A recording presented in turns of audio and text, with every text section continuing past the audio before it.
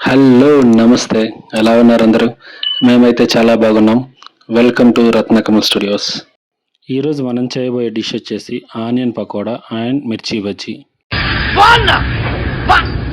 మనకు కావాల్సిన పదార్థాలు శనగపిండి, సాల్ట్, కారం, వామ్ అండ్ సో స్టాపర్ పచ్చిమిరకాయలు. ముందుగా పచ్చిమిరకాయలను ఇక్కడ చూస్తున్న విధంగా కట్ చేసుకోండి. ఈరోజు మనం అయితే పచ్చిమిర్చిలో స్టఫింగ్ ఏం చేయట్లేదండి.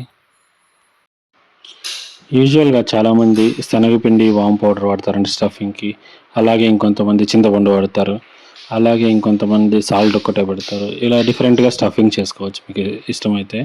స్టఫింగ్ లేకుండా కూడా చాలా బాగుంటాయండి ఇవి. ఇంతకుముందు తోకలు కట్ చేసాం కదండి మిరగాయలకి. ఇప్పుడు తలకాయలు అన్నీ కూడా వచ్చినాయండి. వాటిని కూడా యూస్ చేసామండి. వాటికి కూడా మోక్షం కలిగిద్దామని. ఆఖరికి కాళ్ళు చేతులు లేని కూడా వదిలిపెట్టడంలా. అబ్బా ఏం వాడకవయ్యా అబ్బో. తర్వాత కడాయి తీసుకుని కడాయిలో నూనె బాగా మరిగించుకోవాలి. మన ఫ్రై ఐటమ్స్ ఫార్ములా తెలుసు కదండి, నూనె దారాలై పారాలి.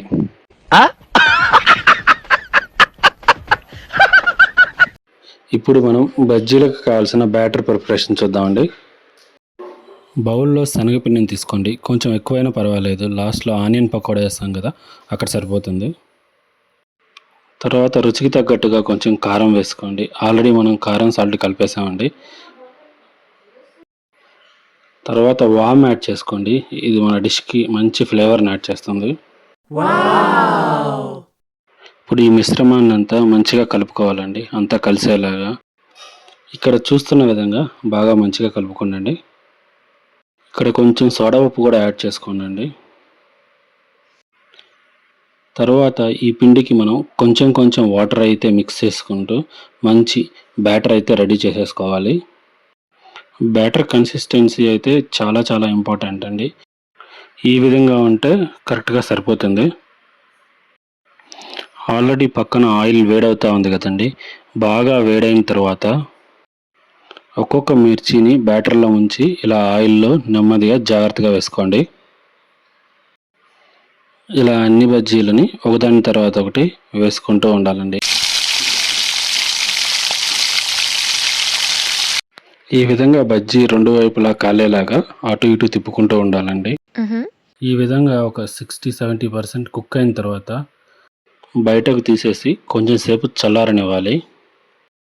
ఈ విధంగా చల్లార్చి వేయడం వల్ల బజ్జీలు చాలా క్రిస్పీగా చాలా టేస్టీగా ఉంటాయి.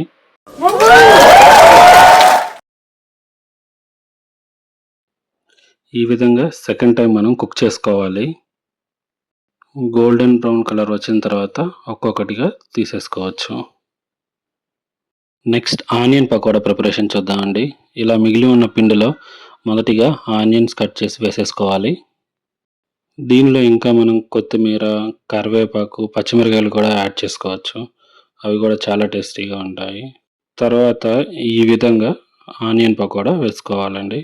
ఇలా మిర్చి బజ్జీ ప్లాన్ చేసిన రోజు ఆలు బజ్జీ ప్లాన్ చేసుకోవచ్చు. అదేవిధంగా అరటికాయ బజ్జీ, అలా డిఫరెంట్ ప్లాన్ చేసుకోవచ్చు. లైఫ్లో ప్రతి ఒక్కటి ఎక్స్పీరియన్స్ చేయమంటారు కదా. ట్రస్ట్ మీ, ఫుడ్డీస్కి అయితే చాలా ఆప్షన్స్ ఉన్నాయి. మన ఛానల్ని ఫస్ట్ టైం చూస్తున్నవారైతే please like, share and subscribe to our channel. Thank you all for watching this video. మరో రెసిపీతో మీ ముందుకి మళ్ళీ వచ్చేస్తాం. అంతవరకు మన ఓల్డ్ వీడియోస్ కూడా ఒక లుక్ వేసేయండి.